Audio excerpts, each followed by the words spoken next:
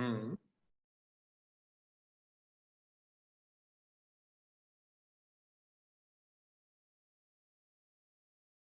वो दिया था, कोई पेज लिखने के लिए दिया हुआ था। दिखाएं। ओए हाथ से लिखते प्रिंटर के सफे पे। छोड़ो, ऐसे पैसे जाया किए। प्रिंटर के सफों पे निकाल, प्रिंटर के सफे पे हाथ से लिखते हैं। हाँ, वो देखो लिखे लाया हुआ। वो आप आपने निकाले ना, अमीर आदमी है यार।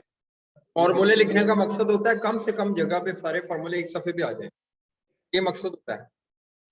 ठीक है, ताकि कल को ना कम से कम पेजेस पे आपके सामने सारे चैप्टर के फॉर्मूले नजर आ रहे हो। क्या समझे?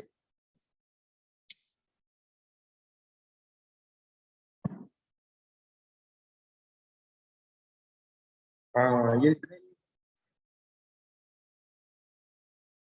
ग्रोथ रेट कैसे निकलता है? हाँ,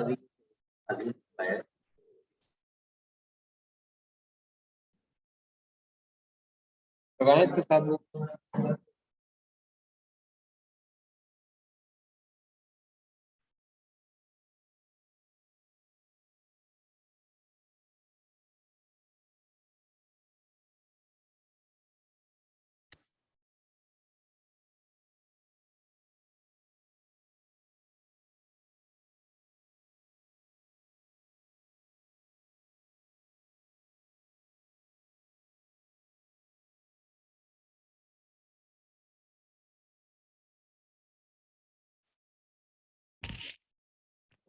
अस्सलाम वालेकुम जी बेटा, काइंडली कंफर्म करें आवाज़ आ रही है?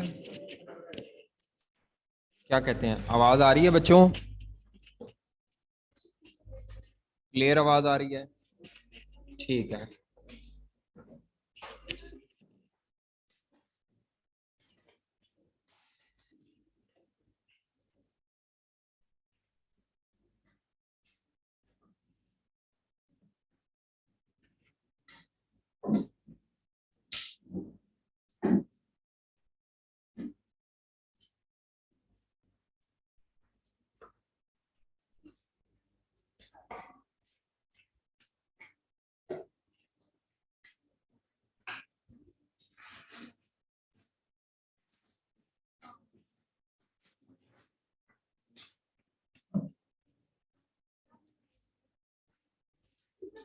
हम्म। आज आपने किया होगा। हम्म। क्या कहती हो बच्चियों? किया? चेक करवाएं, कोई कराओ भी लड़की। जिस दिन बंदा काम करके आता है उस दिन उसका दिल चाह रहा होता है कि उस्ताद मोहतरम चेक करें। उस्ताद मोहतरम का दिल अपना है।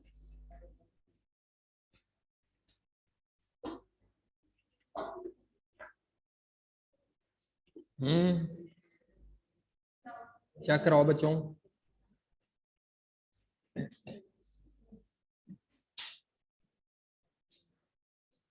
कोई ये खातून चेक करवा दे काम। आप लोगों ने किया है बेटा, लिखा है वो फॉर्मूले?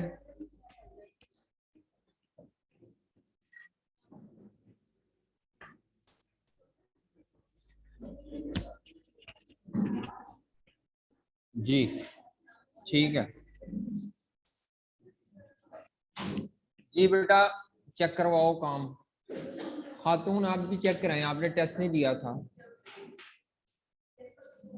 काम चेक करवाएं। मैंने कहा था फॉर्मूले लिख के लाने हैं प्रिंटर वाले पेज पर। वो कुछ बच्चे बेचारे प्रिंट ही कर लाए हैं, मैंने प्रिंटर वाले पेज पे कहा था लिख के लाने हैं। हाँ भाई जवान, आपने लिखे हैं फॉर्मूले? अच्छा, बस इतने से किए थे? नहीं, हमने इतने से किए थे।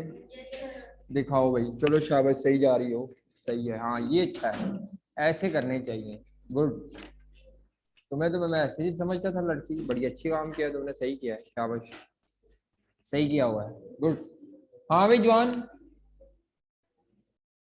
आप काम नहीं करके आते, वो पीछे जो बैठे हैं साहब काम क्यों नहीं करते यार, दिखाओ। वो तो मैंने लिखे हुए हैं, तुमने कहाँ लिखे हैं? नहीं, प्रिंटर वाले समय पे चाहिए थे। अच्छा जी,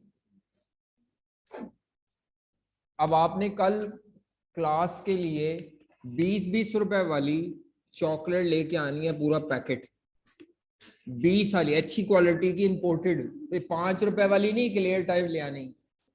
क्लास के लिए पैकेट लेके आना है, क्या भला 20 रुपए वाली टॉफी। यकम पे रख लें, चलो यकम वाले हफ्ते में कर लो, ठीक है कोई मसला नहीं, महीने का आखिर चल रहा है, मेरी भी कड़की चल रही, कोई मसला नहीं, हम आपका ये एहसास कर देते हैं, लेकिन आप काम किया करें। ये टॉफियां खिलाने से भी जान नहीं छूटनी आइंदा, काम किया करो यार। इंपोर्टेड 20 की आती नहीं सर, नहीं नहीं 20, 30, 40 की आ जाती है टॉफी छोटी, और इतनी भी महंगी नहीं है यार, जाने दो। मैं कौन सी कह रहा हूँ कि आपने पूरी चॉकलेट लेके आनी है, इक्लेयर टाइप टॉफी आ जाती है 20-30 रुपए वाली, अच्छी वाली ईरानी चाय ले आओ, 20-20 रुपए की मिल जाती है, इक्लेयर ले आओ चाय जी। ओ लड़कियों खामोश हो बस। देखें, हम पढ़ रहे थे कॉस्ट ऑफ कैपिटल का टॉपिक, टाइम कम है ऑलरेडी, अब लेट आई हैं, बाकी आपने अपनी बातें शुरू कर दी हैं बच्चों। हमने कॉस्ट ऑफ कैपिटल पढ़ा था, तो सबसे पहले जब मैंने आपको कहा था कि प्रिंटर के सफ़े पे बनाएं तो आपको ये फॉर्मेट कॉपी करना चाहिए था। अब मैं आपको बताता हूँ कि आपको कैसे करना चाहिए था और आपने क्या किया। नो डाउट अच्छा भी किया कुछ बच्चों ने। तो सबसे पहले आपको कॉस्ट ऑफ कैपिटल का ये फॉर्मेट कॉपी होना चाहिए था आपके पास, कि कॉस्ट ऑफ कैपिटल जो है वो रिक्वायर्ड रेट ऑफ रिटर्न है, और कॉस्ट ऑफ कैपिटल की कॉम्प्यूटेशन के लिए हमें तकरीबन 4 कॉलम एसेंशियल है जो बनाने हैं। पहले कॉलम में हमने सोर्सेज ऑफ फाइनेंस लिखने होते हैं, वो 2 मेन है, ऑर्डिनरी शेयर्स और इक्विटी में प्रेफरेंस शेयर। और डेट में हमारे पास ये 4 तरह के डेट्स हैं, bank loan, irredeemable debentures, redeemable debenture, और चौथे कौन से होते हैं? कन्वर्टेबल। दूसरा कॉलम हमें टोटल मार्केट वैल्यू चाहिए होती है इनकी, दूसरा कॉलम ये है, टोटल मार्केट वैल्यू चाहिए। अगर मार्केट वैल्यू नहीं दी हुई तो मार्केट वैल्यू पर शेयर या मार्केट वैल्यू पर डिबेंचर गिवन होगी, उसको multiplied by number of shares या नंबर ऑफ डिबेंचर्स करना है। ये फैक्टर आपको कहां से मिलेगा? बैलेंस शीट के एक्सट्रैक्ट्स का डाटा दिया होगा, बैलेंस शीट दी होगी, ठीक है। और ये चीज आपको कहां से मिलेगी? ये जो मार्केट वैल्यू पर शेयर या मार्केट वैल्यू पर डिबेंचर है, ये दे भी सकता है और ये कैलकुलेट करने को भी कह सकता है, या ये गिवन होगी एडिशनल इंफॉर्मेशन में या रिक्वायर्ड होगी। कैलकुलेट करने को भी कहा जा सकता है। अगर आपको, मैंने वैसे भी अभी तक सिर्फ आपको मार्केट वैल्यू पर ऑर्डिनरी शेयर निकालना सिखाया है डिविडेंड मॉडल से। क्या सिखाया है? Market value. लेकिन ये बात याद रखें, अगर आपको मार्केट वैल्यू पर शेयर निकालने को कह रहा है तो फिर कॉस्ट ऑफ इक्विटी गिवन होगी, फिर कॉस्ट ऑफ इक्विटी क्या होगी? गिवन होगी। और अगर आपको कॉस्ट ऑफ इक्विटी निकालने को कह रहा है देन ज्यादा पॉसिबिलिटी है कि वहां पे market value will be given.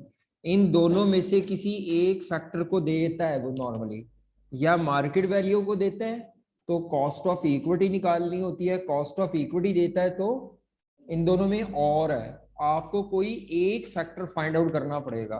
तो हमने अभी तक ये पढ़ा था, किस मेथड से पढ़ा था जी? अब आपको यहां पर ऐसे करना चाहिए था कि ऑर्डिनरी शेयर्स कि अगर मार्केट वैल्यू पर शेयर चाहिए हो, ये वाली, ये अगर मार्केट वैल्यू पर शेयर चाहिए हो तो वो कैसे आएगी, और अगर हमें ये वाली कॉस्ट ऑफ इक्विटी चाहिए हो तो ये कैसे आएगी, ये के, ठीक है। ये पढ़ा था हमने। अगर हमें क्या चाहिए हो ऑर्डिनरी शेयर्स की, इनमें और है, दोनों नहीं मांगेगा, दोनों में से कोई एक चीज मांग सकता है। वैक्ट का टेबल तो बनाना है, लेकिन इसके जो एलिमेंट्स है ना, वो उनमें से कोई एक एलिमेंट मिसिंग होगा जो आपको वर्किंग करके कैलकुलेट करना पड़ेगा। तो इसके लिए पहला, सबसे पहले मैंने आपको बताया था कि सबसे पहला जो हमारे पास मेथड था वो हमारे पास है dividend valuation model with zero growth या नो ग्रोथ। तो इसके मुताबिक अब आपको ये प्रिंटर के पेज पर ये बना लेना चाहिए था कि अगर आपको मार्केट वैल्यू चाहिए तो वो कैसे आएगी, और अगर आपको कॉस्ट ऑफ इक्विटी चाहिए तो वो कैसे आएगी।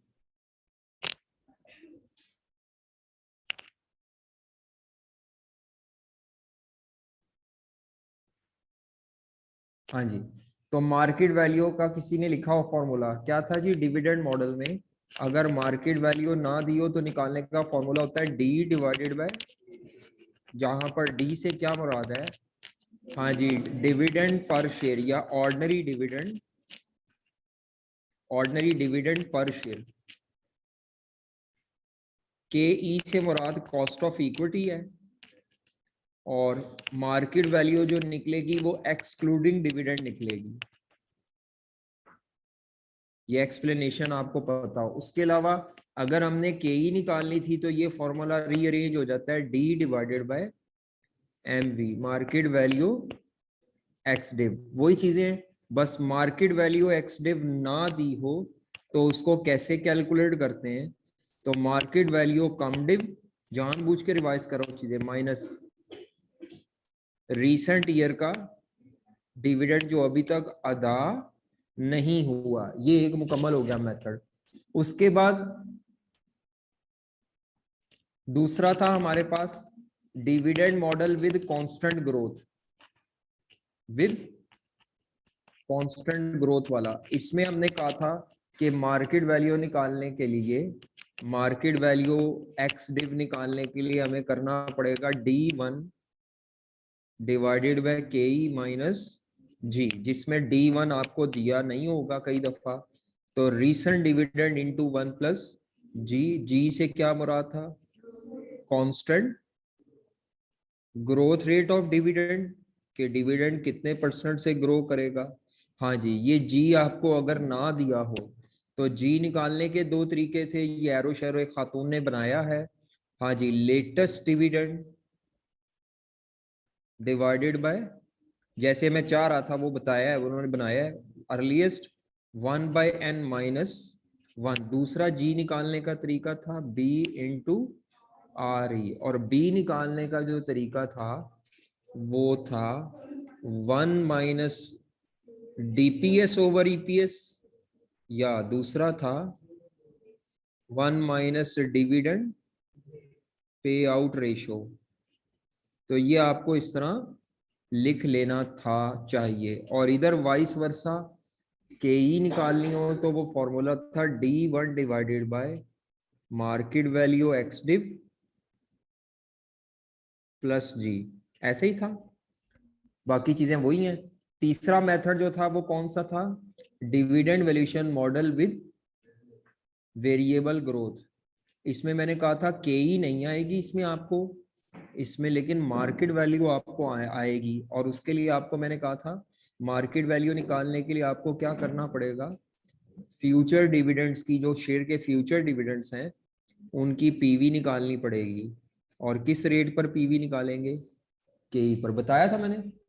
तो ये करके नहीं दिखाया अभी तक हमने, किसी एक सवाल में भी ये परफॉर्म नहीं किया, क्योंकि वैसे हमारा ये जो चैप्टर है, ज्यादातर इस चैप्टर में market value will be given and we have to calculate the K E, but other way round असल तो फॉर्मूला मैंने कहा था मार्केट वैल्यू का होता है डिविडेंड मॉडल।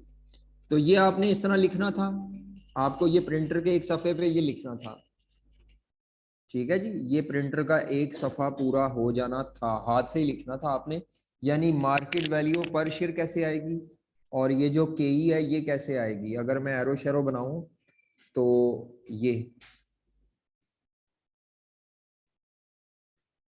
जो मार्केट वैल्यू पर शेयर है ये कैसे आएगी, और इधर से ये के ई कैसे आएगी, ये वाली, ताकि आपको पता चले कि दोनों में से कोई भी एक एलिमेंट मिसिंग होगा तो मैं उसको कैसे फाइंड आउट करके टेबल में फिलअप करूंगा या करूंगी। इज इट क्लियर, समझ आ रही है। हमने जो क्लास में एग्जांपल की थी, अभी हमारे ये सारे रहते हैं, market value of preference share रहती है, उसके अलावा बैंक लोन की मार्केट वैल्यू नहीं होती। डिबेंचर्स की मार्केट वैल्यू रहती है, डिबेंचर्स की कॉस्ट रहती है, अभी वो केपी भी रहती है।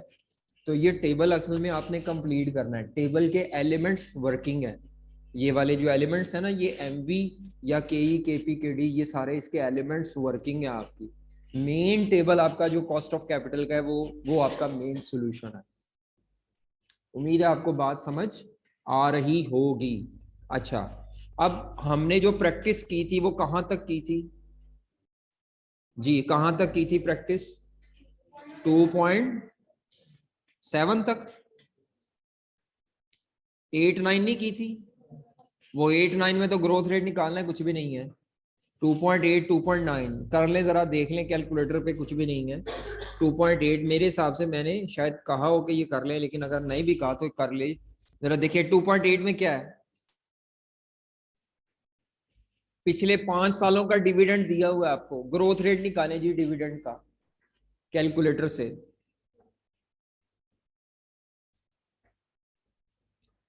हाँ जी, 2017 से 2021 ये लेटेस्ट डिविडेंड है। और ये वाला जो है अर्लीस्ट है। और एन कितने जंप्स? 4 जंप्स है मेरा ख्याल है। तो आंसर बताए कि बच्चा 9.73। अच्छा, पता नहीं क्या है जी। 9.7% है। चेक कर लो जरा। ये जी निकालना था इसमें, और कुछ नहीं था। पता नहीं, मुझे याद नहीं मैंने दिया है नहीं दिया, लेकिन चलो।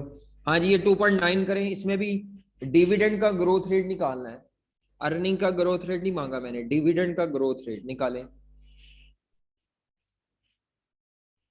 यहाँ पे डिविडेंड टोटल में दिया हुआ है, पर शेयर में नहीं दिया हुआ। 2018 से 2022 तक 1 जंप 2 3 4, इसमें भी N4 होगा।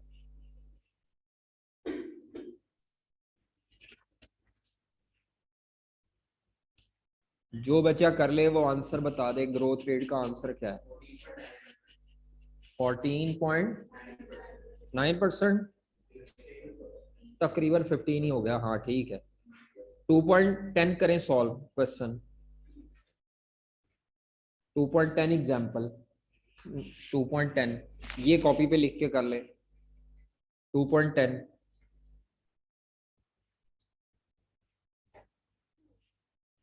कहता है एक कंपनी है जो कितना प्रॉफिट रिटेन करती है। रिटेन, कंपनी कितना प्रॉफिट रिटेन करती है? 32.5। जो रिटेन करती है वो बी होता है। कंपनी जितना प्रॉफिट रिटेन करती है ना, उसको बी कहते हैं। और कंपनी जो प्रोजेक्ट में इन्वेस्टमेंट करती है उनसे कमाती, रिटर्न ऑन इक्विटी कमाती है 16%। ये आर ई है, रिटर्न ऑन इक्विटी। आपसे कहता है गॉर्डन्स ग्रोथ मॉडल से ग्रोथ रेट निकालें, यानी जी इज इक्वल टू, इससे ग्रोथ रेट निकालना है। तो बी जो है वो 32.5% है, परसेंटेजेस ओपन करके। आर ई ये है तो 0.052 या इंटू 100 करके 5.2%। जी चेक करें, यही आंसर है 5.2 बिल्कुल। कंपनी कितना रिटेन करती है प्रॉफिट, वो रिटेन बताया हुआ है जी। 2.11 पे आ जाए। 2.11।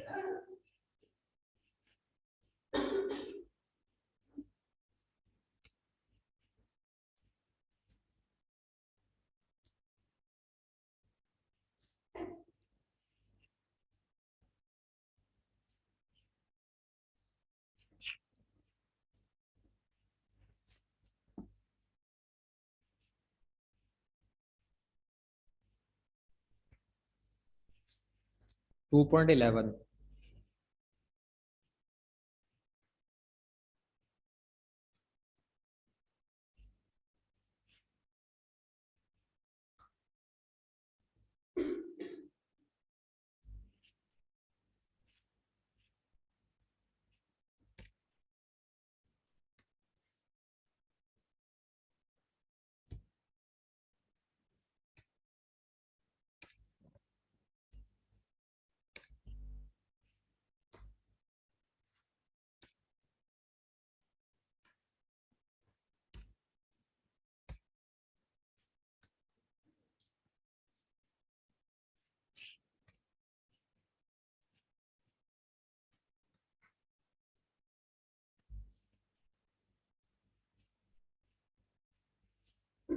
हाँ जी, किया किसी ने?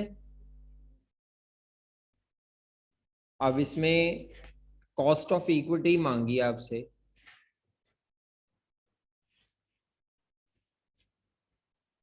तो कॉस्ट ऑफ इक्विटी में ग्रोथ वाला फॉर्मूला लगता है, वो प्रेफरेबल होता है।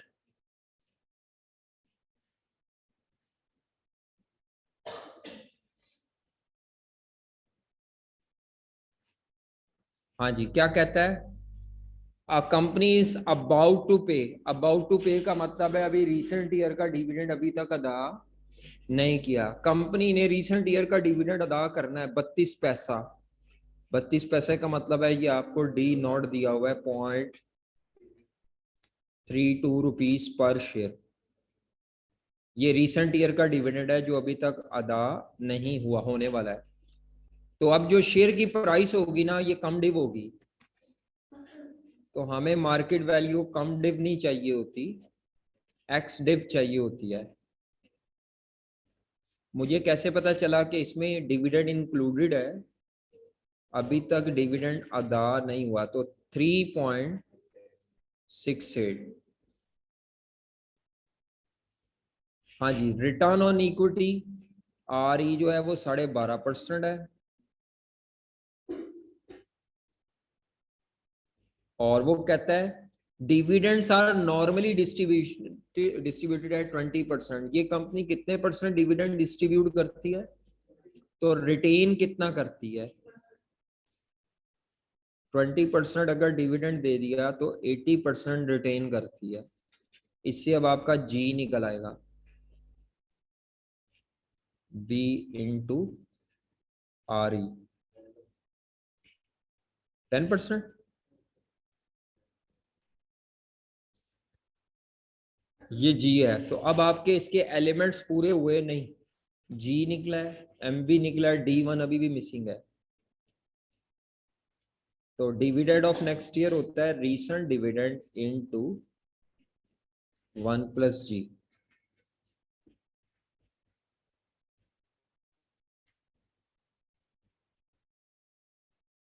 जो भी आता है, कितना आता है डी वन?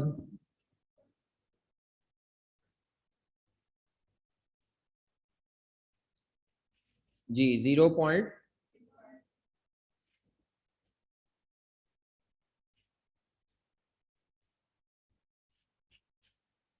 जी बेटा डी वन कितना आता है? 0.352।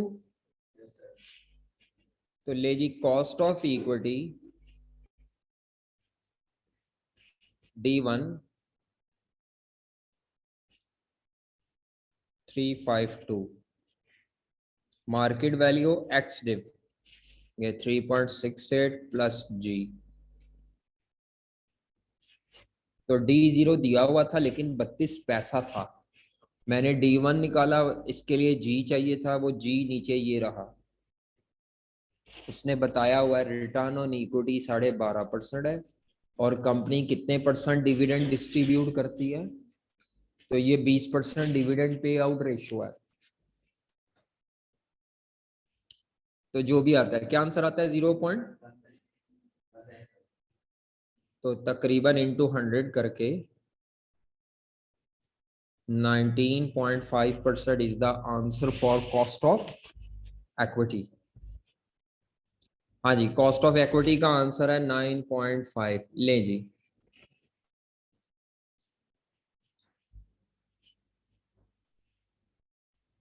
ये एक एग्जाम्पल करनी है आप लोगों ने। 2.12 करें जी, शाबाश। जो बच्चे 2.11 कर चुके हैं वो 2.12 करें।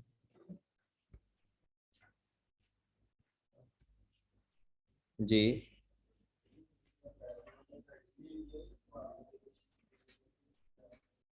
डेटे से ही पता चलता है, सवाल में कोई इंडिकेशन नहीं होती।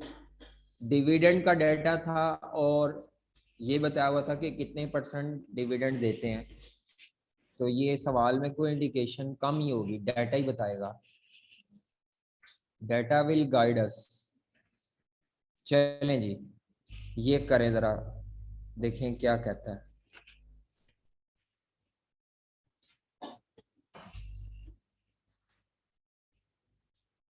ये सवाल करें।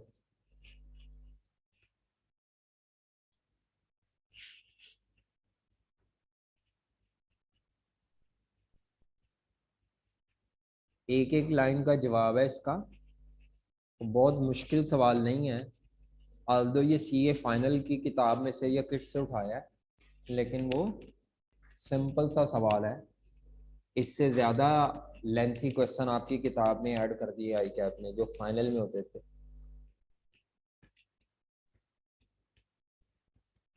तो ये चैप्टर फाइनल से तकरीबन खत्म कर दिया उन्होंने और इधर ले आए हैं। तो ये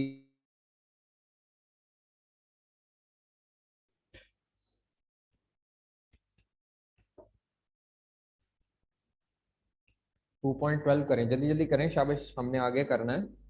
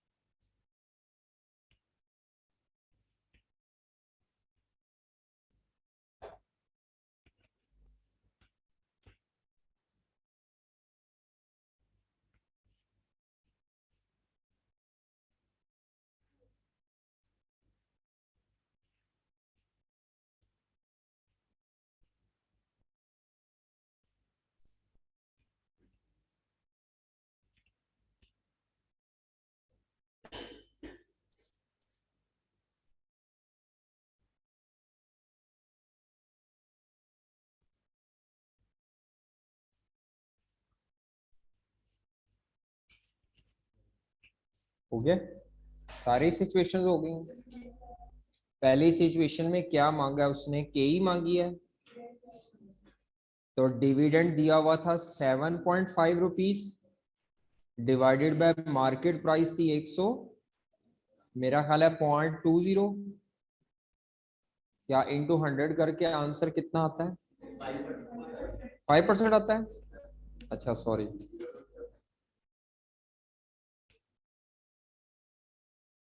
5% इंटू 100 करके।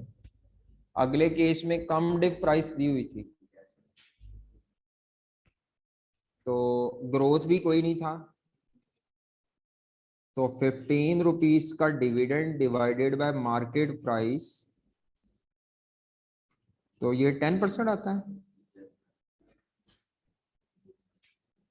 ये आंसर है।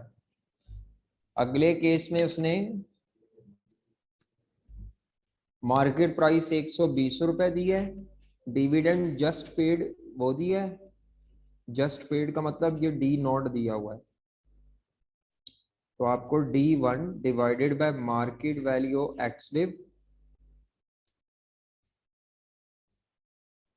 Plus g. तो ग्रोथ रेट कितना दिया हुआ है, तो इसमें डेटा प्लग इन कर लें तो D1 अब आपके पास है। हाँ जी सॉरी, D1 नहीं है, सॉरी सॉरी, D1 निकालना पड़ेगा।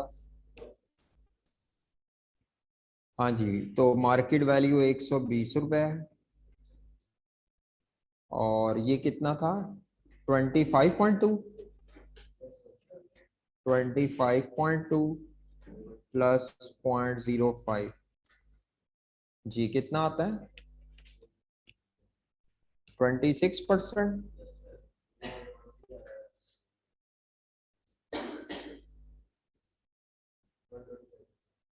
ये ठीक है। अच्छा 120 ये कह रहे हैं, अच्छा सॉरी ठीक है, ये सही है 26। अच्छा market capitalisation total market value of shares को कहते हैं। ये टर्म भी आपके लिए नई है, ये स्टॉक एक्सचेंज में इस्तेमाल होती है लफ्ज। Total market value of shares, ये जो हमने टेबल में ऊपर लिखी नहीं हुई total market value of shares, इसी को कहते हैं market capitalisation. Total market value of the shares का दूसरा नाम क्या होता है? मार्केट। तो ये टोटल में दी हुई है, इस ये सवाल टोटल में है। 10 million total market value of the shares है, डिविडेंड टोटल में 1.5 मिलियन है। तो कोई नहीं, आप टोटल में भी पुट कर सकते हैं डिविडेंड मॉडल में डाटा। उसने क्या मांगा है? अच्छा, उसने बताया कि डिविडेंड कांस्टेंट रहेगा, तो आपने के ही निकालनी है, D dividend divided by market value x day.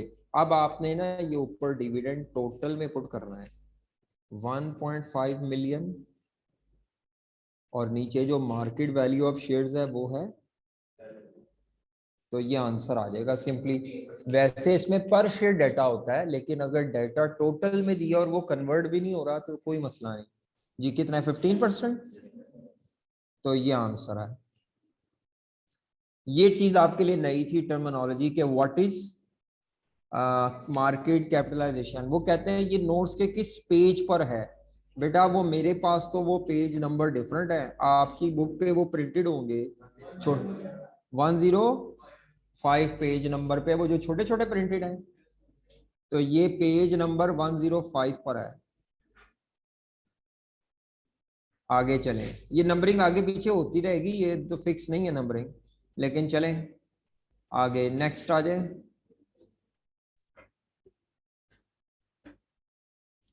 Ji next.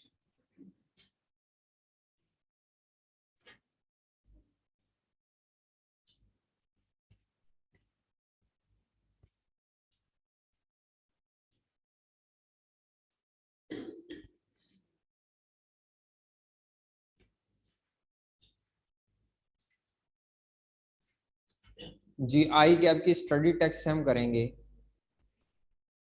कुछ तो मेरे नोट्स में थे आई कैप के स्टडी टेक्स्ट के क्वेश्चन, और कुछ नहीं है, तो वो मैं करवाना चाहूंगा। आई कैप की किताब में से चैप्टर 11 है आई कैप की किताब का। तो आई कैप की किताब में जो प्रिंटेड पेज नंबर है उसके मुताबिक मैं ज़रा कॉपी कर लूँ, फिर आपको बताता हूँ ज़रा। तो आई कैप की बुक के हर चैप्टर के एंड पे होते हैं क्वेश्चन कुछ।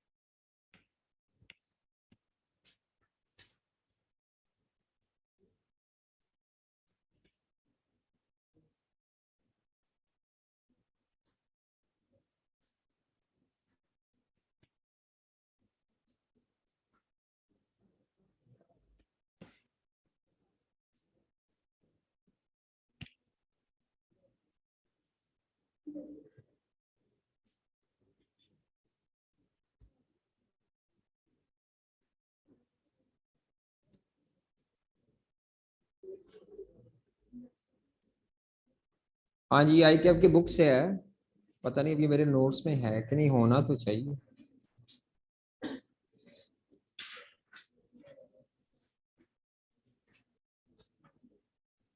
हाँ है, आई कैप की बुक में है, और मेरे नोट्स में भी है।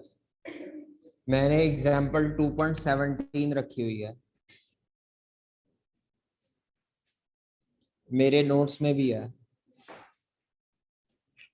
एग्जाम्पल 2.17। हाँ इसका ए और बी पार्ट तो हम कर सकते हैं, सी पार्ट अभी हमें आता नहीं, वो उसकी जगह छोड़ देता हूँ, वो मैं करवाता हूँ अभी आज। कहता है एक कंपनी है जिसका शेयर इस वक्त करंटली मार्केट में कितने का ट्रेड हो रहा है, ये उसकी मार्केट वैल्यू एक्स डिव है। रीसेंट एनुअल डिविडेंड पे हो चुका है और वो रीसेंट डिविडेंड कितना था, तो ये आपको D0 दिया हुआ है और ये मार्केट वैल्यू दी हुई है एक्स डिव। आपसे कहता है कॉस्ट ऑफ इक्विटी निकालें और इन 3 सिचुएशन में निकालनी है। पहली सिचुएशन में आपने डिविडेंड मॉडल इस्तेमाल करना है और वो कहता है जो एनुअल डिविडेंड है ना वो 1.50 पर ही रहेगा, यानी डिविडेंड में एक इजाफा नहीं होगा। तो ए पार्ट का जो आंसर होगा, हाँ जी, dividend divided by market value ex div 1.50 divided by 13 rupees क्या आता है बेटा, 7.5।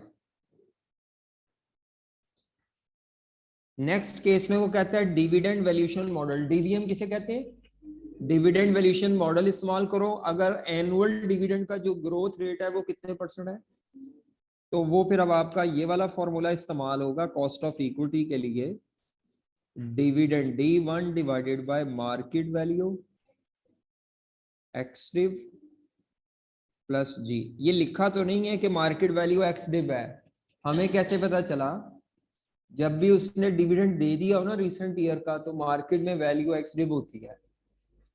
डिविडेंड अनाउंस हो पे ना हो फिर कम डिव होती है, ये बताया था मैंने। अच्छा, तो D1 आपके पास नहीं है, D1 आपको निकालना पड़ना है। मार्केट वैल्यू 13 रुपए है, जो G है वो 0.04 है। D1 कैसे आएगा,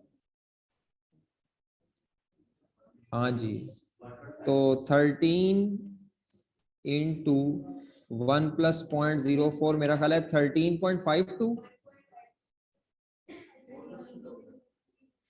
ग्रोथ रेट 4% है। ओहो अच्छा सॉरी,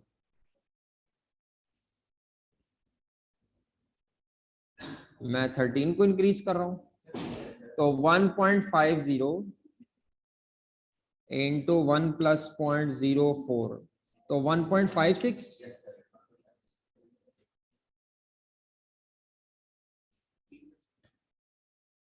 जी 0.16 या 16%।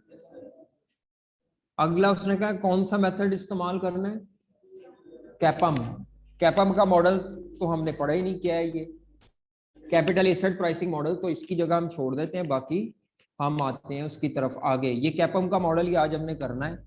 तो अभी तक मैंने आपको इसमें ये सिर्फ सिखाया है कि मार्केट वैल्यू पर शेयर कैसे निकालते हैं बाय यूजिंग डिविडेंड मॉडल, और ये सिखाया है कि how to calculate cost of equity by using dividend model. लेकिन कॉस्ट ऑफ इक्विटी निकालने का एक और मेथड भी है, मार्केट वैल्यू निकालने का कोई और मेथड नहीं है, वो डिविडेंड मॉडल ही है। कॉस्ट ऑफ इक्विटी निकालने का जो मेथड नंबर 2 था वो था कैपम, कैपिटल एसेट प्राइसिंग मॉडल। तो डिविडेंड मॉडल में ना कुछ खामियां हैं, डिविडेंड मॉडल में कुछ खामियां जिस वजह से हम कैपम की तरफ जाते हैं, कैपिटल एसेट प्राइसिंग मॉडल की तरफ जाते हैं। तो डिविडेंड मॉडल में वो क्या खामियां हैं वो आपको नोट्स में दी हुई हैं।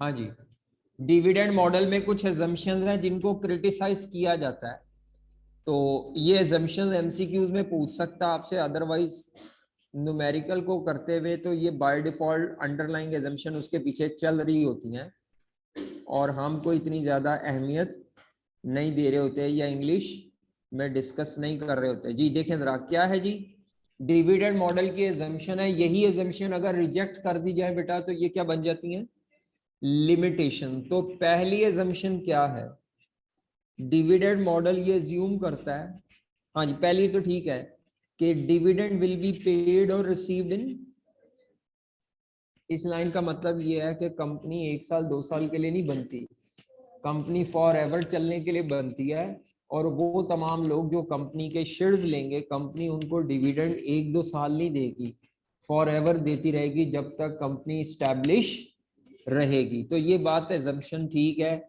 इसको हम क्रिटिसाइज नहीं कर रहे, इसीलिए इसकी लिमिटेशन नहीं बनी। ये एजम्पशन है डिविडेंड मॉडल की।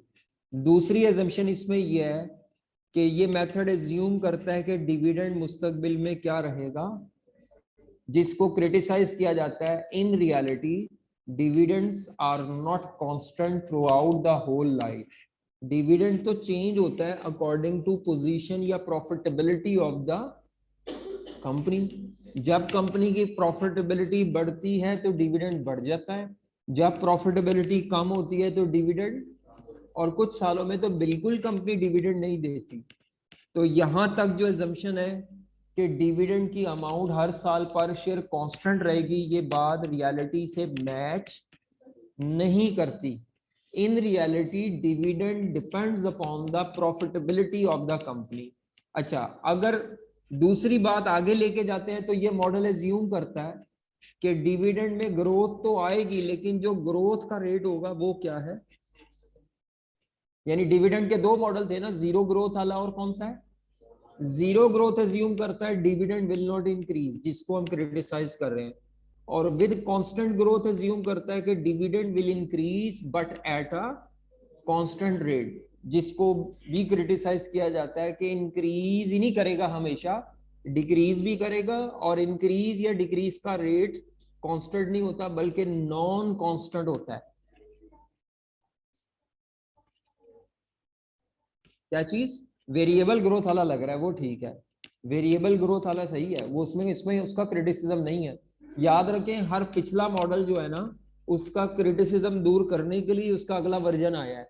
सबसे पहला जो मॉडल आया था ओरिजिनली वो था डिविडेंड वेरिएशन मॉडल विद, फिर उस पर क्रिटिसिज्म आया तो उन्होंने, जिन्होंने डेवलप किया था, उन्होंने कहा चलो इससे अच्छा मॉडल कांस्टेंट। जब कांस्टेंट पे क्रिटिसिज्म आया तो उन्होंने कहा वेरिएबल, तो वेरिएबल पे क्रिटिसिज्म कोई नहीं है। तो अब हम ये जो पढ़ रहे हैं ये उसके क्रिटिसिज्म पढ़ रहे हैं, जीरो ग्रोथ वाले के या कांस्टेंट वालों के। आगे वो कहता है डिविडेंड जो है वो स्मूथली ग्रो नहीं करता, स्मूथली उस कांस्टेंट रेट से ग्रो नहीं करता, ये इसका क्रिटिसिज्म लिखा हुआ है।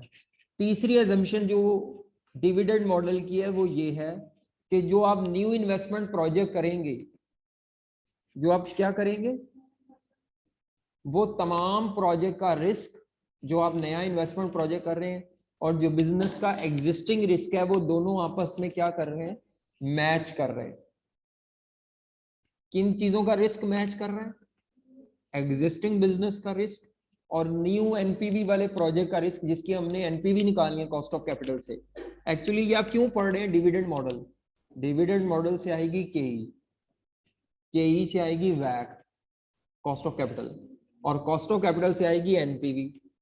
तो एक्चुअली अल्टीमेट ऑब्जेक्टिव क्या है हमारा, डिविडेंड मॉडल से आती है केई, केई से आती है cost of capital, cost of capital से क्या आती है, एनपीवी। डिविडेंड मॉडल ये एज्यूम करता है, डिविडेंड मॉडल ये एज्यूम कर रहा है कि जिस प्रोजेक्ट की आप एनपीवी निकालने जा रहे हैं, उस प्रोजेक्ट का जो रिस्क है वो बिल्कुल उतना ही है जितना बिजनेस का एग्जिस्टिंग ऑपरेशंस का रिस्क है। क्या बात समझ आ रही है, risk of existing business and risk of new project both are, but in reality ऐसा नहीं है। इन रियलिटी जो आप नया इन्वेस्टमेंट प्रोजेक्ट करने जा रहे हो वो आपके एग्जिस्टिंग बिजनेस से ज्यादा रिस्की भी हो सकता है, कम रिस्की हो सकता है, जिस वजह से ये मेथड फ्लॉप है। और इसके मुतबादिल हमने कैपम पढ़ना है। कैपम में ये खूबसूरती है, वो ये मेथड कहता है कि नए प्रोजेक्ट का रिस्क कुछ भी हो सकता है, ये कोई फिक्स नहीं है कि वो एग्जिस्टिंग बिजनेस के रिस्क लेवल से क्या करे, मैच करे। इज इट क्लियर, समझ आ रही है। यहाँ पे इंग्लिश में क्या लिखा हुआ है, वो कहते हैं इतनी लिमिटेशन है तो यूज क्यों करते हैं भाईजान, कहीं ना कहीं किसी ना किसी बेस पे काम करना है। और दूसरी, अगर आपको लिमिटेशन नहीं पढ़ाएंगे तो अगले मेथड पे कैसे लेके जाएंगे, तुसी सारा कुछ पढ़ना है चाहे यूज करें या, ऑल्दो रियल लाइफ में ये इस्तेमाल कम होता है डिविडेंड मॉडल, उसके लिए क्या नाम है, कॉस्ट ऑफ इक्विटी के लिए। जो अगला मेथड पढ़ाऊंगा ना कैपम, वो ज्यादा फेमस है कॉस्ट ऑफ इक्विटी निकालने के लिए। लेकिन पढ़ना तो है हमने, हमें पेपर में तो आ सकता है कोई भी, नो डाउट इसमें खामियां है, लेकिन सिंप्लिसिटी किसी चीज की ना, उसकी कई खामियों के ऊपर वो हावी हो जाती है कई दफा। जैसे पे बैक पीरियड में बहुत खामी है, लेकिन वो कैलकुलेशन 2 मिनट में हो जाती है कि प्रोजेक्ट के पैसे कितने अरसे में रिकवर हो रहे हैं। तो इसीलिए हर चीज की खूबियां भी हैं, खामियां भी हैं। कई दफा कोई खूबी उसकी खामी से ज्यादा होती है, इसीलिए वो रियल लाइफ में यूज होती रहती है चीज। तो क्या कहता है तीसरे नंबर पर, ये एज्यूम किया जा रहा होता है डिविडेंड मॉडल में कि जो आपके नए प्रोजेक्ट का रिस्क है वो मैच करता है। मैच करने का क्या मतलब है? उतना ही रिस्क है जितना आपके एग्जिस्टिंग बिजनेस ऑपरेशंस का रिस्क है। तो इन शॉर्ट, जो डिविडेंड मॉडल है वो रिस्क को इनकॉर्पोरेट करने के काबिल नहीं है, रिस्क को इनकॉर्पोरेट नहीं कर रहा। अगर मिसाल के तौर पर हमारी कंपनी टेक्सटाइल सेक्टर में इस वक्त काम कर रही है, कौन से सेक्टर में काम कर रही है, और नया इन्वेस्टमेंट प्रोजेक्ट भी टेक्सटाइल सेक्टर का हो, तो रिस्क सेम होगा। दोनों बिजनेस भी टेक्सटाइल में है, नया प्रोजेक्ट भी किस में कर रहे हैं। अगर हमारी टेक्सटाइल सेक्टर में काम करने वाली बैंकिंग सेक्टर में घुसने जा रही है, तो भाई बैंकिंग सेक्टर का तो बिजनेस रिस्क टेक्सटाइल सेक्टर के बिजनेस रिस्क से एंटायरली, और उसका बिजनेस की नेचर ही डिफरेंट है। उनके ऊपर तो स्टेट बैंक की रेगुलेशन इतनी टाइट होती है कि आप बैंक को लूज वे में चला ही नहीं सकते, नहीं तो आपका बैंक फटाफट बंद करेगा, स्टेट बैंक लाइसेंस कैंसिल होगा। समझ आ रही है बात? तो इसका मतलब है मियां मंशा, शायद आपने सुना हो, जिसका एम्पोरियम मॉल है, मियां मंशा ने टेक्सटाइल सेक्टर से जब एम्पोरियम की होटलिंग पे आया होगा, आदमजी इंश्योरेंस पे गया होगा, मियां मंशा निशात लीलन पे गया होगा, तो मियां मंशा के ये सारे ब्रांड, तो वो textile, banking, MCB, Adamjee insurance, emporium में मॉल के साथ साथ होटलिंग, केटरिंग, एनर्जी, मतलब बिजली भी खुद ही बनानी है अपनी फैक्ट्रीज की। तो ये सारे काम कौन कर रहा है? एक बिजनेसमैन। तो इसका क्या मतलब है? आप ये समझ रहे हैं कि उसके हर बिजनेस का रिस्क दूसरे से सेम है? ऐसा तो नहीं है। उसके हर बिजनेस का रिस्क दूसरे बिजनेस के रिस्क से क्या है? डिफरेंट है। और उसने ये काम किया इसीलिए होता है डिफरेंट लाइन ऑफ बिजनेस में, कि अपने रिस्क को डिवाइड करें। किसी एक इंडस्ट्री में बुरा वक्त आए तो किसी दूसरी इंडस्ट्री में अच्छा वक्त हो, मैं उस अच्छे वक्त को एंजॉय कर रहा हूं। समझ आ रही है कि नहीं समझ आ रही? अदरवाइज वो टाइकोन है, बिजनेस टाइकोन है, और उसका मेन असल में वो उसका है ये बेड शीट्स का, गारमेंट्स का। समझ आ रही है? ये जो लीलन होती है कि पता नहीं, ये खवातीन जो गर्मियों में पहनती हैं, इसको क्या बोलते हैं वो? सर्दियों में नहीं, लीलन के अलावा एक होता है सर, लॉन। हाँ, निषाद की लॉन बड़ी फेमस है, मैं गर्मियों के लिए से कहा ना लॉन, वो लिए सही कह रही हैं आप, सर्दियों में ही पहनते हैं। लेकिन मैं जो बात आगे करना चाह रहा हूँ वो निषाद लीलन के अलावा जो है लॉन भी उनकी बहुत फेमस है। चलो, और बेड शीट्स निषाद चुनिया की। चले आगे, वो क्या कहता है? नहीं समझ आ रही? क्या समझाने की कोशिश की है कि आपके हर अगले प्रोजेक्ट का रिस्क आपके एग्जिस्टिंग बिजनेस के रिस्क से मैच, डिविडेंड मॉडल एज्यूम करता है रिस्क मैच करता है, इसलिए रिस्क लेने की जरूरत नहीं है। कोई फैक्टर रिस्क का नहीं है डिविडेंड मॉडल में। ये जो आप डी ओवर एमवी लेते हैं या डी एमवी जी, इसमें कोई भी चीज रिस्क को शो नहीं कर रही। आगे आखिरी इसमें क्या लिमिटेशन है? डिविडेंड मॉडल एज्यूम करता है कि कंपनी जब भी पैसा इकट्ठा करेगी, नए शेयर इशू करेगी या नए डिबेंचर, तो कंपनी की किसी किस्म की कोई इशू कॉस्ट नहीं होगी। लेकिन कैपम का मॉडल इस चीज को केटर कर लेता है। वो कहता है कि जी अगर इशू कॉस्ट है तो उसको भी इनकॉर्पोरेट करें, उसको भी अपनी कॉस्ट का पार्ट बनाएं। वो लहदा बात है कि आपके लेवल पर ये इशू कॉस्ट का इंपैक्ट न्यूमेरिकल में नहीं आना, मतलब हम जो कैपम पढ़ेंगे उसमें इशू कॉस्ट का इंपैक्ट नहीं आएगा। तो आपके लिए ये assumption, डिविडेंड मॉडल और कैपम आपके लिए सेम है कि दोनों में नजर तो कहीं नहीं आ रही सर, लेकिन जब आप फाइनल में जाएंगे तो इशू कॉस्ट को कैसे डील करना है वो कैपम के तहत सोल्यूशन कराऊंगा, या करेंगे जिस टीचर से भी करेंगे वो आपको बताएंगे कि इशू कॉस्ट को कैसे डील करना है। बात समझ आ रही है? इशू कॉस्ट क्या होती है? तमाम ब्रोकर्स की कमीशन, तमाम बैंक के चार्जेस जो आपको पैसा इकट्ठा करने में हेल्प आउट कर रहे होते हैं। और ठीक है, इसका मतलब है डिविडेंड मॉडल में पहली अजम्पशन, डिविडेंड परपेचुइटी पे रिसीव पे होंगे, कोई क्रिटिसिज्म नहीं। दूसरी अजम्पशन कि डिविडेंड की अमाउंट में कोई इंक्रीज, रियलिटी में इंक्रीज आता है। तीसरी अजम्पशन, डिविडेंड में इंक्रीज तो आएगा लेकिन कांस्टेंट रेट से आएगा, तो हम इसको भी क्रिटिसाइज करते हैं कि नहीं, कांस्टेंट रेट से डिविडेंड इंक्रीज नहीं करते। चौथा, डिविडेंड मॉडल ये ज्यूम करता है कि हर नए प्रोजेक्ट का रिस्क कंपनी के एग्जिस्टिंग ऑपरेशंस के रिस्क से मैच करेगा, जो कि पॉसिबल नहीं है। कम रिस्क भी हो सकता है, ज्यादा भी। आखिरी पॉइंट, डिविडेंड मॉडल इस चीज को इग्नोर करता है कि कंपनी जब पैसा लेगी प्रोजेक्ट के लिए तो पैसा इकट्ठा करने पे कंपनी को इशू कॉस्ट भी बियर करनी पड़ेगी। इन तमाम मसाइल से निपटने के लिए हमारे पास जो मॉडल है वो कौन सा है? कैपम का मॉडल है। और कैपम सबसे ज्यादा इस तीसरे फैक्टर को अहमियत देता है। तीसरे किसको? रिस्क। आपके प्रोजेक्ट का रिस्क कम हो ज्यादा हो, ये रिस्क को बहुत ज्यादा अहमियत देता है। अकॉर्डिंग टू रिस्क आपका केई डिटरमिन करता है। तो आते हैं जी कैपम के मॉडल की तरफ। हालांकि ये एक लाइन का फॉर्मूला है लेकिन ये है बड़ा मशहूर। तो अब आप जरा ये देख लें, अभी आपने नोट्स नहीं देखने, इधर आ जाए व्हाइट बोर्ड की तरफ। Cost of equity is equal to R F plus beta R M minus R F.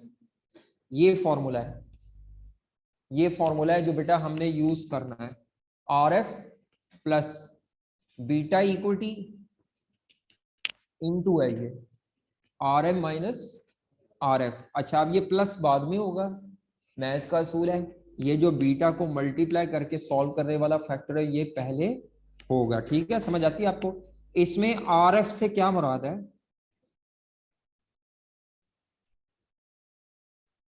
Risk free. ये लिखा हुआ है नोट्स में, बस आप देखें। आर एफ से क्या मुराद है? Risk free rate of return. Are F क्या होता है बच्चों? Risk free rate of return. कोई भी ऐसी इन्वेस्टमेंट जिसकी इनकम में फ्लक्चुएशन नहीं आएगा, कोई भी ऐसी इन्वेस्टमेंट जिसकी इनकम में फ्लक्चुएशन, उसको रिस्क फ्री इन्वेस्टमेंट कहते हैं। कोई भी ऐसी इन्वेस्टमेंट जिसकी इनकम में फ्लक्चुएशन नहीं आता उसको क्या बोलते हैं? Risk free investment. और उस पर जो कमाई हो रही है उसको कहेंगे risk free rate of return. अब वो कौन सी ऐसी इन्वेस्टमेंट्स हैं जिन पे रिटर्न वेरी नहीं करता, रिटर्न कांस्टेंट होता है? तो उसमें सबसे फेमस है गवर्नमेंट के टी बिल्स होते हैं। T bills, treasury bills. Government boring करने के लिए लोगों से पैसे लेती है और उनको कागज के टुकड़े इशू करती है गवर्नमेंट। ऐसे कागज के टुकड़ों को कहते हैं टी बिल्स। पढ़ा होगा इकोनॉमिक्स में, अगर आप एग्जामिशन लेकर नहीं आए तो टी बिल्स या ट्रेजरी बिल्स। ठीक है, ट्रेजरी बिल्स गवर्नमेंट कर्जा ले रही होती है लोगों से। अच्छा, उसके अलावा तमाम बैंक डिपॉजिट्स।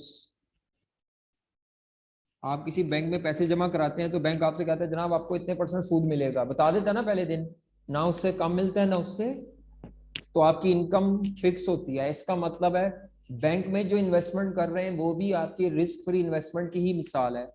इसी तरह किसी कंपनी के डिबेंचर्स खरीद लें, डिबेंचर्स पे जो इंटरेस्ट मिलता है वो भी फिक्स होता है। यानी कोई भी ऐसी इन्वेस्टमेंट जिसके ऊपर इनकम गारंटीड हो और इनकम क्या हो?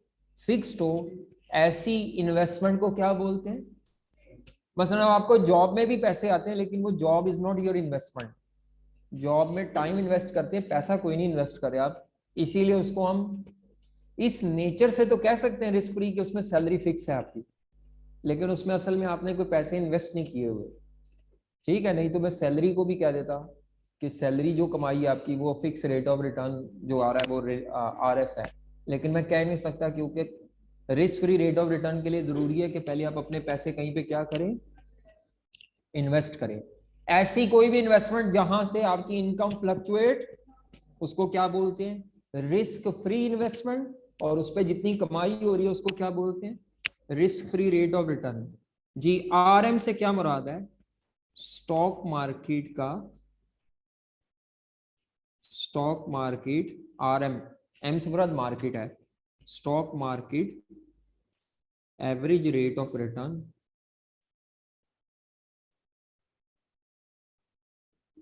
On risky investments. Stock market में जितनी भी रिस्की इन्वेस्टमेंट्स हैं स्टॉक मार्केट में जितनी क्या है रिस्की इन्वेस्टमेंट्स हैं उन पे जो कमाई का रेट एवरेजली चल रहा है, एवरेजली रिस्की इन्वेस्टमेंट्स पे जो कमाई का रेट है वो आरएम है। नॉन रिस्की इन्वेस्टमेंट्स पे जो कमाई का रेट है उसको क्या कहते हैं, आरएफ। क्या है, नॉन रिस्की इन्वेस्टमेंट्स पे जो कमाई है वो आरएफ है, रिस्की इन्वेस्टमेंट्स पे जो कमाई है that is RM. RM minus RF किसे कहते हैं, अभी मैं आपको मिसाल दूंगा तो आप कहेंगे इंग्लिश तो बहुत मुश्किल थी, कॉन्सेप्ट तो बड़ा सीधी सीधी है। ठीक है, अब ये टर्मिनोलॉजी आपके लिए नई है तो आप वैसे ही देख के घबरा जाएंगे ये क्या है। तो आरएम माइनस आरएफ को बोलते हैं इक्विटी रिस्क प्रीमियम, खाली रिस्क प्रीमियम भी कहते हैं, सिंपल रिस्क प्रीमियम भी कहते हैं, इसको मार्केट रिस्क प्रीमियम भी कहते हैं।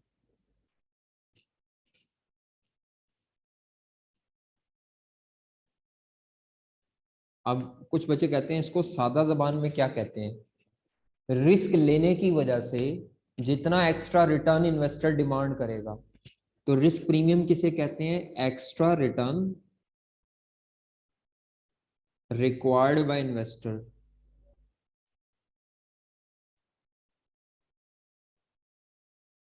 Due to taking the risk. Risk लेने की वजह से जितना मैं एक्स्ट्रा रिटर्न मांगूंगा ना, उस एक्स्ट्रा रिटर्न को क्या बोलते हैं, risk premium. R M minus R F क्या होता है, extra return due to risk taking, risk लेने की वजह से जितना एक्स्ट्रा रिटर्न कमाना चाह रहा हूं।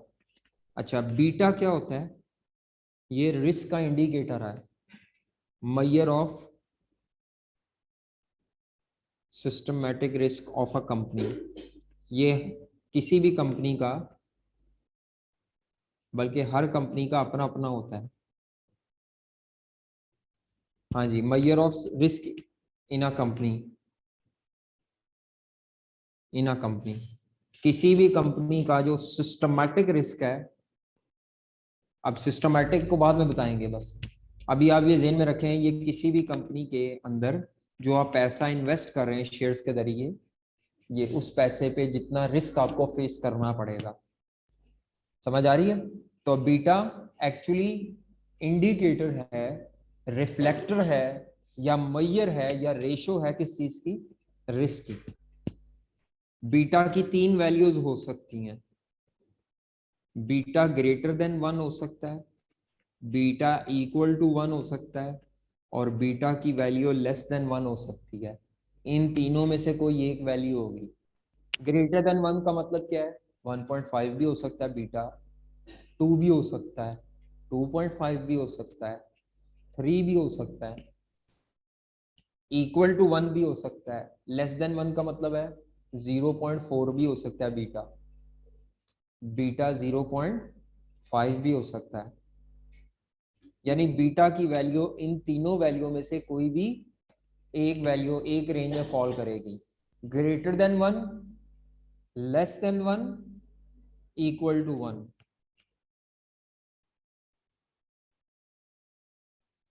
हर कंपनी का बीटा डिफरेंट होता है, हर कंपनी का बीटा क्या होता है, क्योंकि हर कंपनी का रिस्क दूसरी कंपनी से डिफरेंट होगा। किसी कंपनी में कम रिस्क होगा, किसी कंपनी में रिस्क, तो ये कंपनी स्पेसिफिक होता है, बीटा कंपनी स्पेसिफिक होता है। Is it clear. तो बीटा ग्रेटर देन 1 भी हो सकता है, बीटा इक्वल टू 1 भी हो सकता है, इवन बीटा नेगेटिव भी हो सकता है। जी हो सकता है, लेकिन हमारे सवालों में नहीं आएगा, एमसीक्यूज में आ सकता है कि बीटा नहीं होता है,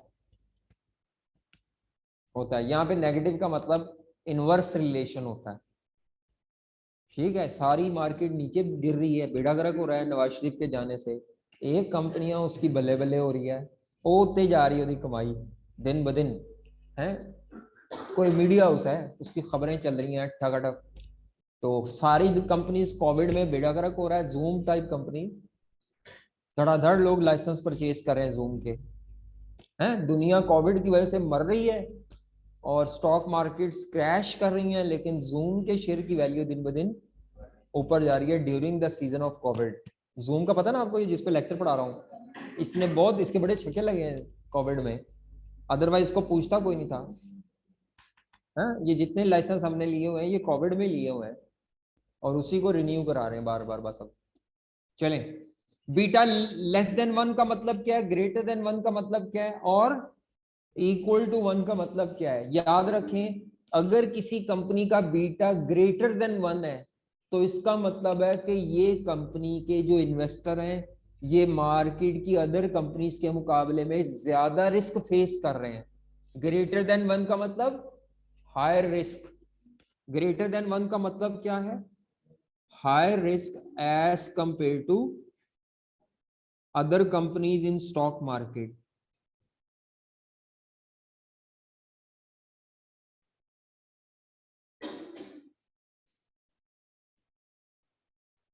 स्टॉक मार्केट की जो अदर कंपनीज में रिस्क है, मसलन एक कंपनी है मिजान बैंक, कंपनी है मिजान बैंक का बीटा मैं आपसे कहता हूं 1.5, मिसाल दे रहा हूं, मुझे नहीं पता कितना है। मिजान बैंक का बीटा मैं आपको कितना बता देता हूं, इसका मतलब है जितनी स्टॉक एक्सचेंज में कंपनीज है ना उनके मुकाबले में मिजान बैंक 1.5 गुना ज्यादा रिस्की है, उसमें 1.5 गुना रिस्क है तकरीबन, यानी ज्यादा 1 से ऊपर है ना, तो ये स्टॉक मार्केट की बाकी कंपनीज के मुकाबले में 1.5 गुना रिस्की है। हाँ जी, 1.5 टाइम्स रिस्की है। जूम पेड ऐप है जी बेटा, फ्री नहीं है, चंगा भला पैसे देने पैने, कहते फ्री है, फ्री कुछ नहीं मिलता, फ्री सिर्फ आपको वो आपके मोबाइल वाली ऐप से मिलती है, टिकटॉक हो गई और इस तरह के फजूल फजूल जो ऐप्स हैं, अदरवाइज पेड ही होती हैं अच्छी ऐप्स, जिन पे आप हैं। 40 मिनट तक फ्री है लेकिन हमारा लेक्चर 40 का नहीं ना होता। आप बच्चे चला सकते हैं, हम नहीं चला सकते ना, रिदम ही टूट जाता है। देखो, हर मुफ्त वाली चीज में ना कोई रुकावट है, हर मुफ्त वाली चीज में कोई ना कोई, और पेड चीज जो होती है वो उसमें कंसिस्टेंसी है। नहीं समझ आई? तो ये बात ज़हन में रखना, मुफ्त वाली चीज जो है वो फिर मुफ्त ही है। अच्छा, बाकी अपनी अपनी सोच है, स्टूडेंट लाइफ में सब ऐसे ही होते हैं, क्या कहते हैं। चलिए जी, इक्वल टू 1 का क्या मतलब होगा, जितना मार्केट की अदर कंपनीज है उसके बराबर रिस्क किया है। यानी जिस कंपनी में मसलन मैं आपसे कह दूं नेशनल बैंक का बीटा 1 है तो इसका मतलब है नेशनल बैंक के जो इन्वेस्टर्स हैं उनको जो रिस्क फेस करना पड़ा है वो मार्केट की अदर कंपनीज के बराबर ही रिस्क फेस करना पड़ा है। ठीक है, तो सिमिलर रिस्क या equal risk as compare to other companies in stock market, यानी स्टॉक मार्केट की जो बाकी कंपनीज है उनके बराबर ही रिस्क है, और यहां पर लेस रिस्क की कंपनी है, कंपनी लेस रिस्की है एज कंपेयर टू, हाँ जी, अगर बीटा 0.5 हो ना तो इसका मतलब होता है कि ये कंपनी मार्केट की बाकी कंपनीज के मुकाबले में हाफ रिस्की है।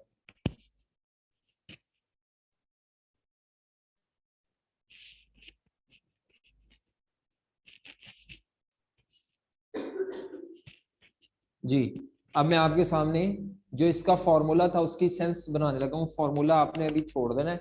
अब आप इधर आ जाए जरा, मिसाल के तौर पर मेरे पास कुछ पैसे हैं और मैं उनको इन्वेस्ट करना चाह रहा हूं बगैर रिस्क के, मेरे पास कुछ पैसे हैं और उन पैसों को मैं इन्वेस्ट करना चाह रहा हूं विदाउट एनी रिस्क, तो मैं मार्केट में तमाम वो अपॉर्चुनिटीज देखता हूं जिन पे रिस्क नहीं है, मतलब मुझे गारंटीड रिटर्न मिलना है, तो पता चलता है कि मुझे जो मार्केट की वो तमाम अपॉर्चुनिटीज उनका एवरेजली तकरीबन उन तमाम अपॉर्चुनिटीज पे जो कमाई मुझे मिलेगी पैसे लगाकर वो सालाना कितने % कमाई मिलेगी, तकरीबन 4%। यानी ये वो तमाम इन्वेस्टमेंट्स होंगी जिन पे मेरा जो रिटर्न होगा वो गारंटीड होगा और विदाउट फ्लक्चुएशन होगा, कंफर्म होगा 4%। Is it clear?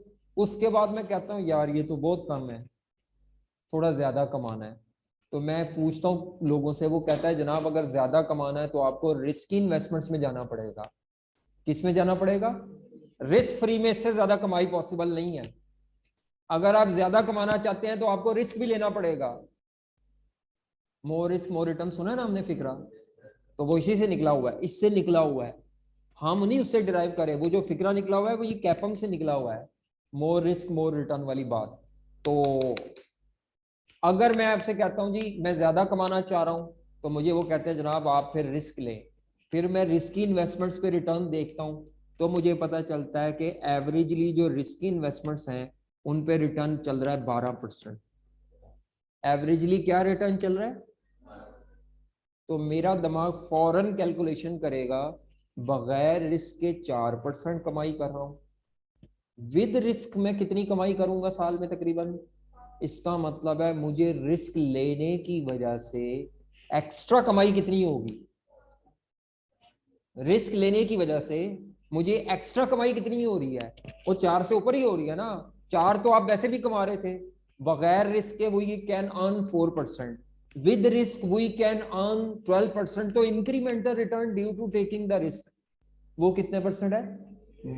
8% मैं कमाई कर सकता हूं।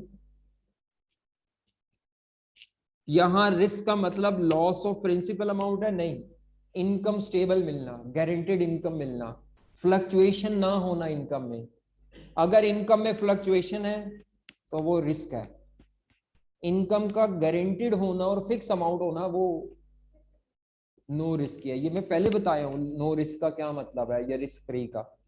आप मेरे साथ नहीं थे फिर पहले, मेरा ख्याल है अभी को 5 मिनट पहले, जब मैंने ये फॉर्मूले में RF बताया था, और समझ आ गई है। बगैर रिस्क के क्या कमाई है, विद रिस्क कितनी कमाई है? 12%। लेकिन एक्स्ट्रा रिटर्न कितना है? एक्स्ट्रा कमाई, एक्स्ट्रा कमाई जिसको रिस्क प्रीमियम कहते हैं, वो 8% है। अब मेरे पास 2 कंपनीज हैं, एक कंपनी ए है और एक बी है। इसका बीटा जो है वो 2 है, बीटा इक्विटी बीटा, यानी एज अ शेयर होल्डर अगर मैं इसमें इन्वेस्टमेंट करता हूँ इक्विटी की, तो मुझे इस कंपनी में मार्केट से डबल रिस्क फेस करना पड़ेगा मार्केट की अदर कंपनीज के मुकाबले में। और एक दूसरी बी कंपनी है, उसका बीटा जो है वो कितना है? 0.5। इसका क्या मतलब है 0.5 का? कि कंपनी बी जो है वो मार्केट की अदर कंपनीज के मुकाबले में हाफ रिस्की है। समझ आ रही है? अच्छा, मैं आपसे कहता हूं जी, अगर मैं कंपनी ए में पैसे लगाऊं तो मुझे कितना रिटर्न उससे लेना चाहिए? केई का मतलब होता है मुझे कंपनी से कितना रिक्वायर्ड रेट ऑफ रिटर्न लेना चाहिए। किस कंपनी से? तो उसका तरीका कार है, मैं क्या करता हूं, मैं कहता हूं अगर मैं रिस्क ना लूं, अगर मैं रिस्क ना लूं तो मुझे कम से कम कमाई कितनी हो रही है, या ज्यादा से ज्यादा। अगर मैं रिस्क ना लूं तो मुझे 4% कमाई हो रही है ना, इसका मतलब है मुझे कंपनी ए से 4% तो मिलना चाहिए। प्लस मैं कंपनी ए में रिस्क जब ले रहा हूं, तो रिस्क लेने की वजह से मुझे एक्स्ट्रा कमाई मिलनी चाहिए कि नहीं? वो जो एक्स्ट्रा रिटर्न है वो मिलना चाहिए कि नहीं? हाँ जी, मुझे एक्स्ट्रा रिटर्न मिलना चाहिए। वो जो 12 माइनस वो करके कितना रिटर्न था, अगर मैं ये 8% ऐड करता हूं ना, तो इसका मतलब है कि जो कंपनी ए है वो मार्केट की बाकी कंपनीज के पैरेलल रिस्क कैरी कर रही है। लेकिन यहां मैं बीटा देखूं तो इसका मतलब है कि कंपनी ए तो मार्केट की बाकी कंपनीज के मुकाबले में डबल रिस्की है। जब कोई कंपनी मार्केट से डबल रिस्की होगी ना, तो एक्स्ट्रा कंपनसेशन भी डबल मांगूंगा मैं 4% डबल नहीं करूंगा, मैं इसको डबल कर दूंगा। डबल क्यों कर रहा हूं? क्योंकि रिस्क लेने की वजह से जो एक्स्ट्रा कंपनसेशन है वो 8% है मार्केट में। तो अगर मैं किसी ऐसी कंपनी में पैसे लगा रहा हूं जो मार्केट से डबल रिस्क कैरी कर रही है, तो मैं अपना वो जो एक्स्ट्रा रिटर्न है ना उसको डबल कर लूंगा, एडजस्ट करूंगा उसको। तो मेरा ख्याल है अब ये कितने % कमाई मुझे उससे लेनी चाहिए? 16 जमा 4 मिलाकर कितनी? ये के या रिक्वायर्ड रेट ऑफ रिटर्न है कि मुझे कंपनी ए से, अगर मैं कंपनी ए में पैसे लगाता हूं तो मुझे 20% रिटर्न मिलना चाहिए एज एन इन्वेस्टर। अगर मैं पैसे कंपनी बी में लगाता हूं देन फिर मेरी ख्वाहिश क्या होगी, मुझे क्या मिलना चाहिए?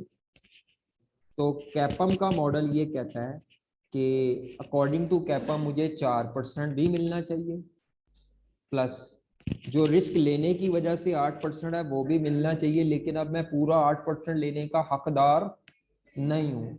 क्यों हकदार नहीं हूँ 8% पूरा लेने का? क्योंकि ये कंपनी जो है ना, इसका बीटा, इसका जो रिस्क है मार्केट की अदर कंपनीज के मुकाबले में हाफ है। यानी हाफ रिस्क की कंपनी तो एक्स्ट्रा रिटर्न हाफ, ज्यादा रिस्क की कंपनी एक्स्ट्रा रिटर्न, जिसको रिस्क प्रीमियम कहते हैं। क्या कहते हैं इसको? रिस्क की वजह से जो कमाई है उसको छेड़ना है, ऊपर नीचे लेके जाना है। तो मेरा ख्याल है जब मैं इसका हाफ करूंगा तो क्या बनता है,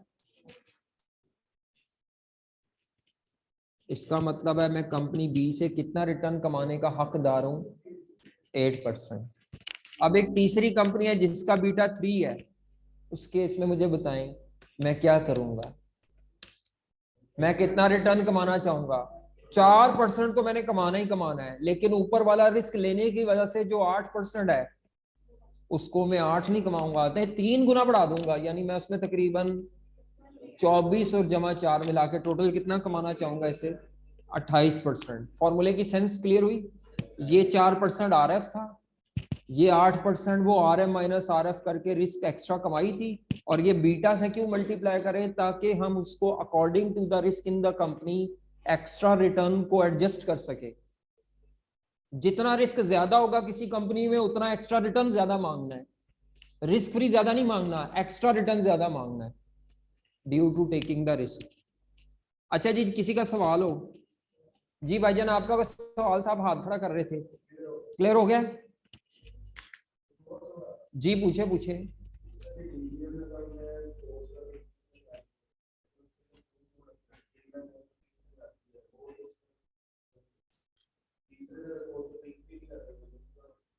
वो मार्केट वैल्यू निकालने में, सिर्फ मार्केट वैल्यू पर शेयर निकालने के लिए इस्तेमाल होगा।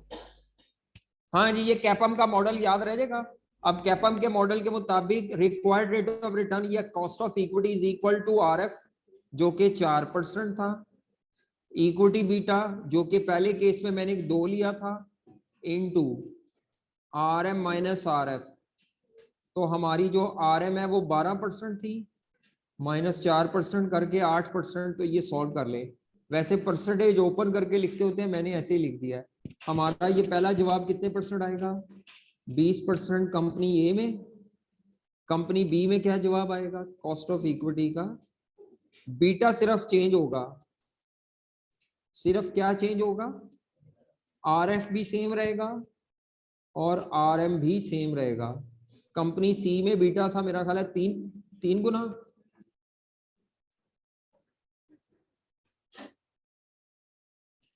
तो 8 या 24, 24 और 4 कितने परसेंट है? जैसे जैसे रिस्क बढ़ेगा वैसे वैसे ये भी बढ़ेगा, जैसे जैसे ये कम होगा तो ये भी कम होगा। ये रिस्क का कैसे पता चलेगा?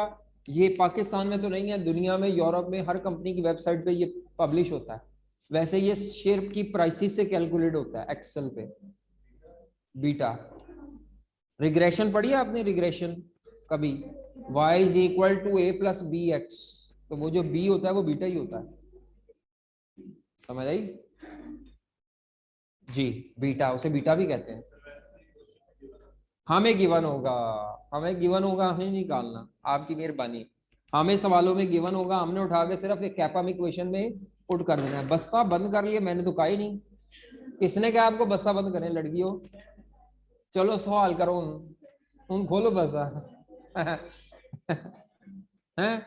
और बात जब तक मैं कहूँ ना बस्ता बंद करे, आपको कैसे वो ख्वाब आया? अच्छा, ये पेजेस आपने पढ़ के आने नोट्स में से, नोट कर लें। कल मैंने आपसे बातें पूछनी है और इनमें से रट्टा नहीं लगाना। ये MCQs के लिए पढ़ने हैं ये पेजेस। अबाउट कैपम से शुरू हो रहा है और ये थोड़ा जरूरत से ज्यादा लिखा हुआ है। जरूरत से थोड़ा क्या लिखा हुआ है ताकि आपको पता चल जाए। इसमें ये बताया हुआ है RF कहाँ से आता है, RM कैसे कैलकुलेट होता है, बीटा कैसे आता है, इसका क्या मतलब है, इसके सारे एलिमेंट्स एक्सप्लेन किए हुए हैं। आपने कुछ नहीं याद करना, याद आपने सिर्फ करना है फॉर्मूला, और फॉर्मूले में डेटा कैसे प्लग इन करना है। लेकिन ये पढ़ना है। पेज नंबर क्या बनता है आपके नोट्स में? 10 5 के 6, ये जहां से कैपम शुरू हो रहा है, हाँ 105 से शुरू करना है और कैपम पढ़ना है। सिस्टमैटिक रिस्क क्या होता है, अनसिस्टमैटिक रिस्क क्या होता है, ये डायग्राम भी आपको उम्मीद है समझ आ जाएगी, ये पटाखे वाली। और उसके बाद आगे एग्जाम्पल 2.13 भी करनी है आपने। कैपम का फॉर्मूला ये तकरीबन तकरीबन आप समझ लें, एग्जाम्पल 2. जी, सारा कॉस्ट ऑफ डेट से पहले पहले, कॉस्ट ऑफ डेट से पहले पहले सारा पढ़ के आना है और एग्जाम्पल सारी हल करके लानी है। क्या करके लाना है, पढ़ के लाना है, रीड करके आना है और एग्जाम्पल सारी करनी है। ठीक है, इसकी थ्योरी में कहीं मसला होगा तो ठीक है, बाकी फॉर्मूले एक लाइन का फॉर्मूला है, जब लॉन्ग क्वेश्चन कराऊंगा तब इस्तेमाल करूंगा। मैंने अभी एक एक लाइन की एग्जाम्पल नहीं करवानी। ठीक है लड़कियों, समझ आ गई है।